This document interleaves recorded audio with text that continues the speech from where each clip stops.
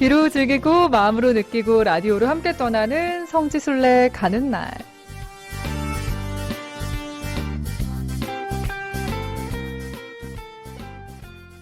네, 이 시간 라디오를 통해서 비대면으로 성지순례의 즐거움도 누리고 감동도 느껴보는 시간인데요. 오늘은 해외 성지로 떠나봅니다. 해외 성지 여정을 함께 해주실 김성범 어흥 신부님, 안녕하세요, 신부님. 봄 내려온다 봄이 내려온다 봄이 내려온다. 네, 찬미예수님 반갑습니다. 김성범 미카엘 신부입니다.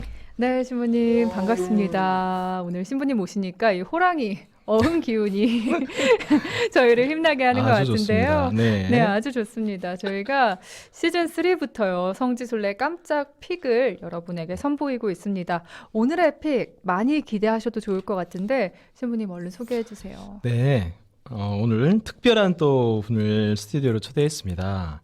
순례 여정 동반자로 함께 해주실 분이 지금 스튜디오에 나와 계시는데요. 다들 환영해 주시기 바랍니다. 네, 오늘 성지순례 깜짝 픽은요, 멀리서 오셨습니다. 순천에서 오신 우리 양필선 베드로 신부님, 어서 오세요, 신부님. 환영합니다. 네, 신부님 청취자분들에게도요, 정식으로 인사를 해주시죠.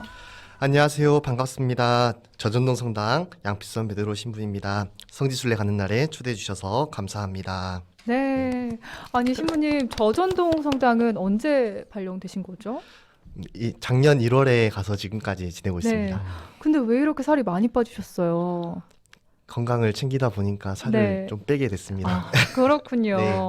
오늘 저전동 성당 양필선 베드로 신부님과 함께 할 예정입니다. 많이 많이 환영을 해주시고요. 우리 양필선 신부님은 저희 방송 애청자로도 알고 있는데요. 네. 평소에 어떻게 들으셨어요?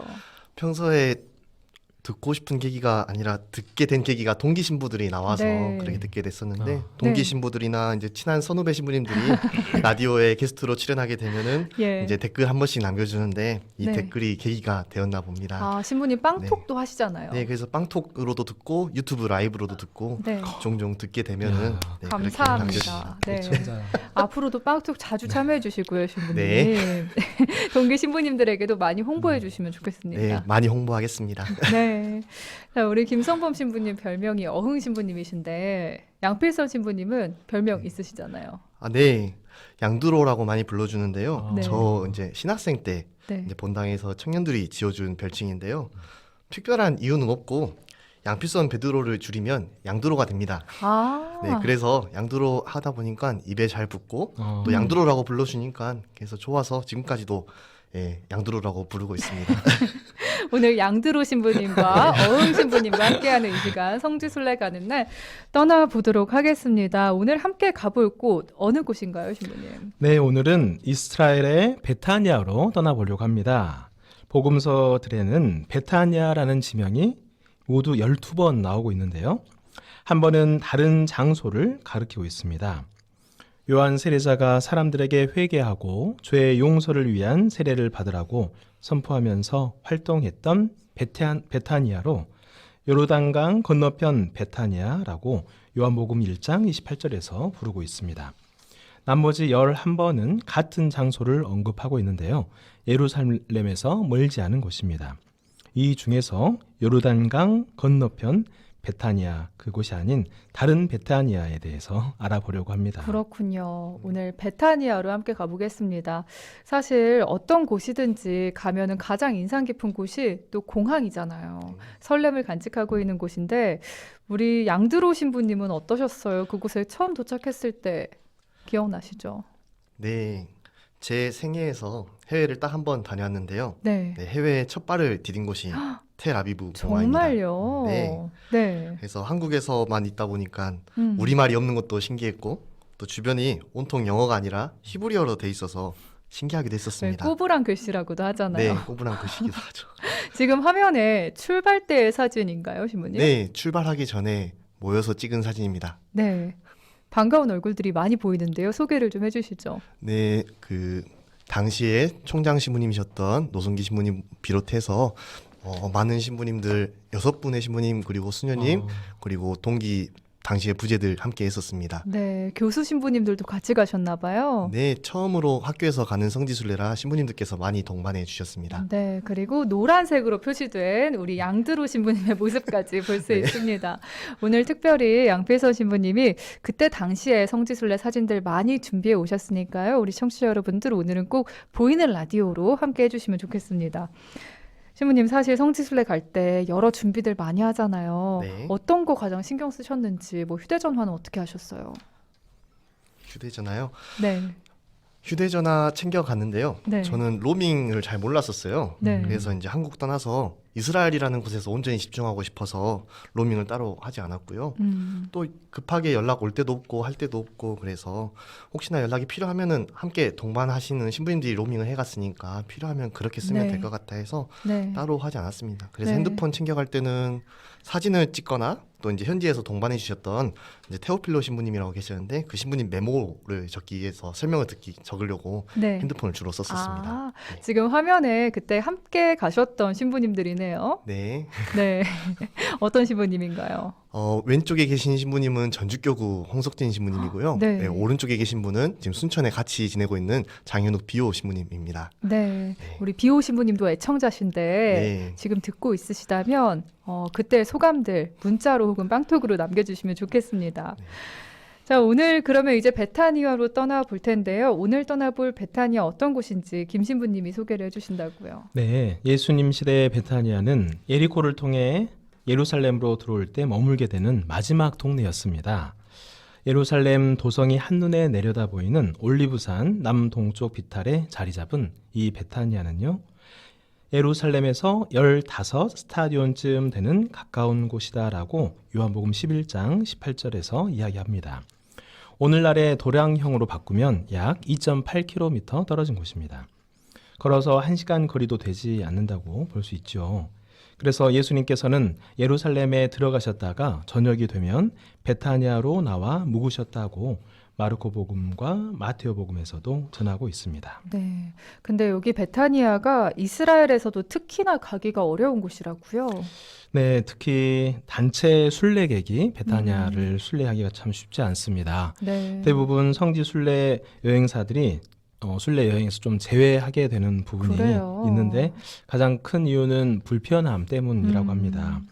베타니아는 팔레스타인 주민들이 사는 아랍 마을이에요. 네. 올리브산 정상에서 사실 그냥 자동차로 직진으로 가면 10분 거리에 있지만 이스라엘 당국이 세운 거대한 분리 장벽이 가로막고 있어서 돌아서 가야 합니다. 아. 그래서 몇 배의 시간이 걸립니다. 네. 게다가 툭하면 이스라엘 군인들의 불심 검문이 있어서 여행사들이 가기를 꺼리는 이유가 충분한 것 같습니다. 그렇군요. 그럼 이 베타니아 우리 양신부님도 가셨는지 어떠셨어요? 네, 베타니아는 저희가 12박 13일 일정으로 갔었는데요. 그중에 네. 9번째 날에 베타니아 갔었습니다. 예. 그래서 베타니아 가면서 가이드분께서 당부 말씀을 많이 해주셨는데요. 저희도 가다가 서다가 하면서 네. 가기까지 여정이 매우 힘들었었습니다. 그래요? 네. 아니 왜요? 어떤 당부 말씀이요? 이제 그 막 검문도 들어오고 가다가 차 세우고 이럴 수 있으니까 당황하지 말고 시키는 대로만 하면 된다고 이런저런 말씀들 해주셨습니다. 진짜 그런 삼엄한 곳이네요. 네. 그럼 실제 가서는 어떠셨어요? 창 밖으로도 보면은 이제 총 들고 있는 분들도 있고 그러면서 조심해야겠다, 잘 따라다녀야겠다 이런 생각들 가졌었습니다. 네, 이거 베타니아 오늘 함께하고 있는데 현재는 다른 지명으로 부르고도 있죠, 신부님? 네, 맞습니다. 예수님 시대의 베타니아는 오늘날 아랍어로 엘 아자리에라고 부릅니다. 라자로는 히브리어로 엘 아자르라고 하는데요. 하느님이 도우셨다라는 뜻입니다. 이 이름의 뜻처럼 주님의 도움으로 두 번째 생을 선사받게 된 인물이라는 의미를 또 갖고 있습니다. 이곳 베타니아의 현재 지명인 엘 아자리에는 이 라자로의 이름을 연상케 해주는 곳이라 할 수 있겠습니다. 실제로 엘 아자리에는 라자로가 묻혔다는 그 무덤을 중심으로 형성되어 온 마을이라고 합니다. 마을에 들어가면 라자로의 무덤과 그 무덤 위에 건립된 기념 성당을 순례할 수 있습니다. 네, 오늘 성지순례 가는 날 베타니아에서 함께하고 있습니다. 모니카 님도 베드로 신부님 반갑습니다. 인사하셨고요. 그리고 윤진수 신부님, 필선 신부님 너무 반가워요. 화이팅 파이팅. 하셨네요. 왜 좀 친밀한 관계이신가 봐요, 신부님. 네, 어제도 함께 했었습니다. 예, 그리고 요한 음저풍 반장님도 함께 하십니다. 무들무들 함께 하면서 문자로도 빵톡으로 여러분의 이야기들 많이 전해주시면 정말 큰 힘이 될 것 같아요. 우리 양신부님, 순례를 직접 다녀오신 분으로서 가톨릭 신자들이 왜 순례를 가야 된다고 생각하시는지, 성지순례의 매력은 뭐라고 느끼셨어요? 성지순례 매력이요. 음, 이스라엘 성지순례 같은 경우에는 이제 신부님께서 같이 동반했던 신부님께서 다른 성지와 어원 자체가 다르다고 구분을 해주셨었는데요. 네. 이제 이스라엘 성지는 홀리랜드라 부르고 다른 성지는 시라인이라고 불렀었는데요. 네. 이제 이스라엘만의 그 홀리랜드라고 불리는 그 매력이 또 있고 네. 이제 중요한 것은 예수님의 제자들이 다녀갔던 곳이나 소모 발현지와는 달리 예수님의 발자취가 느껴지는 곳이기에 예수님을 더욱 가까이 체험할 수 있고 느낄 수 있는 곳이라서 이 매력 하나만으로도 이스라엘 성지가 충분히 매력이 있지 않나 싶습니다. 그러네요. 홀리랜드, 거룩한 땅. 네. 예, 예수님의 발자취를 직접적으로 느낄 수 있는 곳입니다. 그리고요, 신부님, 사진을 정말 많이 준비해 주셨는데 지금 네. 나가는 사진은 언제예요? 지금 바람이 굉장히 많이 불어 보이네요. 광야에서 오른쪽은요? 네. 아마 광야에서 찍은 사진들입니다. 광야에도 바람이 많이 부나 봐요. 네. 그래서 광야에서도 덥고 네. 그리고 바람도 엄청 많이 불어서 그냥 머리가 다 날아가요. 네. 그리고 팔토시를 좀 하셨는데. 너무 더워서요. 음, 이제 더워서 이제 반팔에 항상 토시를 하고 음. 살이 타지 않기 위해서 이제 몸을 잘 가리고 다녔었습니다. 네, 네. 성지순례 가는 날 우리 양필선 신부님과 김성범 신부님 함께하고 있습니다. 우리 두 분이 좀 네. 친하시잖아요. 옆으로 좀 와주세요, 우리 양필선 신부님. 자꾸 카메라 앵글에서 벗어나지 마시고요, 신부님. 네. 마이크도 가지고 옆으로 와주시면 좋겠습니다. 자, 이스라엘 성지순례의 여러 매력이 있겠지만 아무래도 가장 큰 목적이 그리스도의 발자취를 직접 느끼기 위한 그런 목적일 것 같은데요. 이곳 베타니아에서 있었던 예수님의 일화들에 대해서 우리 김성범 신부님이 소개를 자세히 해주신다고요. 네, 요한복음 11장 1절 이하에서 예수님께서 죽은 라자로를 다시 살리신 그 이야기가 나옵니다. 마리아와 그의 언니 마르타의 오빠 라자로가 병을 앓게 됩니다. 그래서 자매가 사람을 보내서 예수님께 이렇게 말합니다. 주님께서 사랑하시는 이가 병을 앓고 있습니다. 이 표현으로 보아서 예수님과 라자로는 아주 친분이 깊었음을 알 수 있습니다. 그렇지만 예수님께서는 라자로에게 바로 가시지 않고 이틀이 더 지난 후에 가십니다. 그 사이에 라자로는 죽어서 무덤에 묻혀 있게 됩니다. 예수님께서 동굴 무덤에 가셨을 때 라자로는 이미 죽은 지 나흘이나 되어서 냄새가 나고 있었습니다. 예수님께서는 무덤을 막는 그 돌을 치우게 하시고 기도를 드리신 다음에 이렇게 말씀하십니다. 라자로야, 이리 나와라. 그러자 죽었던 라자로가 살아서 걸어 나오게 됩니다. 그런데 이 소식이 알려지면서 예루살렘에서는 수석 사제들과 바리사이들이 최고 의회를 소집해 예수님을 또 죽이기로 결의하게 됩니다. 그 치유 기적이 실제로 있었던 곳이네요. 네, 맞습니다. 우리 양드로 신부님도 직접 가셨을 때 어떻게 좀 느끼셨는지 어떤 기분 드셨어요?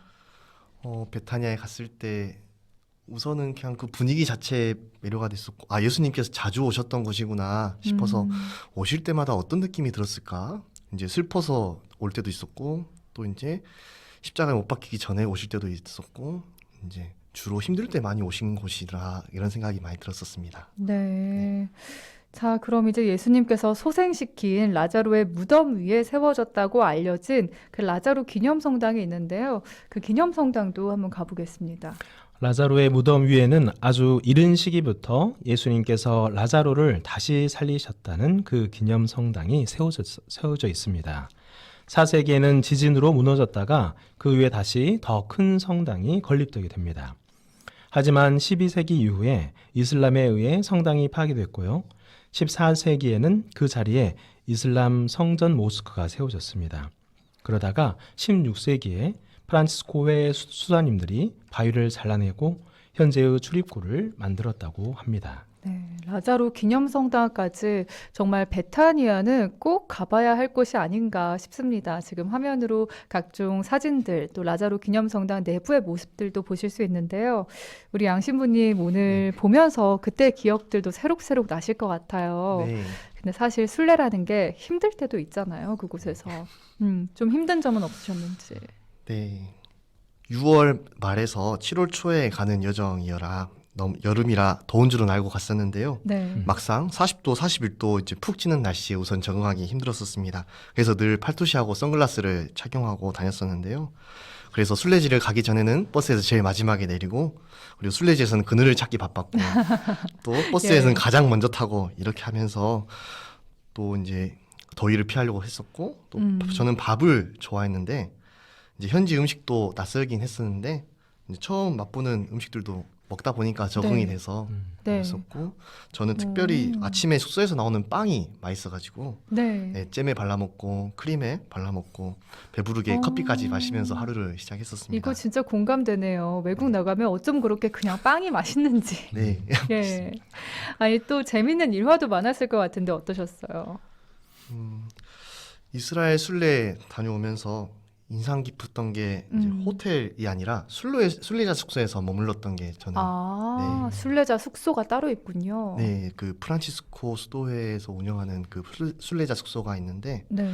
이제 호텔 같은 경우에는 뭐 시설은 잘 되어 있겠지만 성지와 거리가 있어서 이제 일정이 끝나고 성지에 찾아가기가 어려운데, 순례자 숙소에서 머물다 보면은 성지 바로 옆에 있다 보니까 이제 일정 끝나고 저녁에나 아침에 성지에 찾아가서 기도하기에도 너무나 좋았었습니다. 아. 그래서 타볼산 순례자 숙소 거기도 있는데요. 네네. 그래서 하룻밤 머물렀던 기억이 아직도 머릿속에 생생하게 남아있는데, 이제 오후부터 산 위에서 우리 일행들만 남아서 네. 이제 산 위에 우리만 이제 전세 내고 같이 함께 저녁 먹고 이제 그 타볼산에서요? 네, 와. 산 위에서 석양이 지는 모습을 보면서 같이 이제 미사도 봉헌하고 그리고 묵주기도도 하고 노래도 부르면서 그렇게 지냈던 모습들이 생생히 남아 있습니다. 이것도 진짜 꿀팁이네요. 이스라엘에 가면 일반 호텔이 아니라 순례자 숙소에 머무는 거. 네. 예.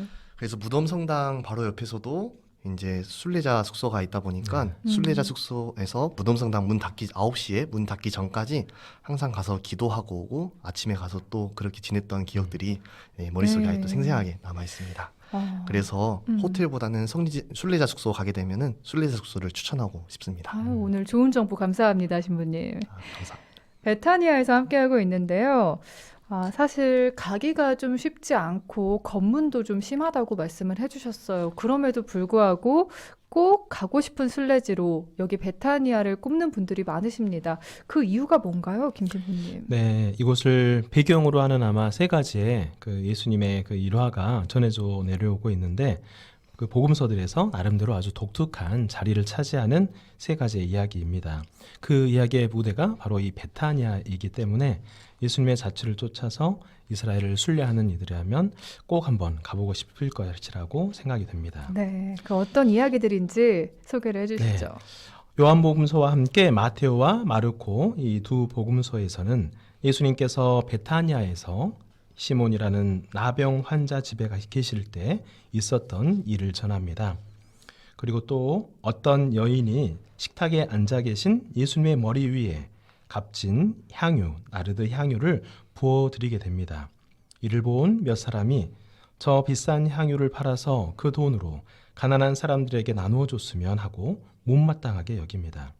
그러자 예수님께서는 가난한 이들이야 언제나 너희 곁에 있겠지만 나는 그렇지 못하다. 이 여자는 나의 장례를 위해 미리 내 몸에 향유를 바른 것이다 라고 말씀하십니다. 예수님께서 또 마르타와 마리아의 집에 들어가시는 이야기가 또 전해지는데요. 마르타는 손님들의 시중을 드는 가운데 마리아가 예수님 발치에 앉아서 말씀을 듣기만 하고 있었습니다. 이를 참지 못한 마르타가 예수님께 자기를 좀 도와주도록 동생에게 이야기해달라고 부탁드립니다. 그러나 예수님께서는 오히려 마리아가 좋은 몫을 택했다라고 말씀해 주십니다. 아, 화면으로도 각종 사진들 보면서 그 이야기들 들을 수 있었습니다.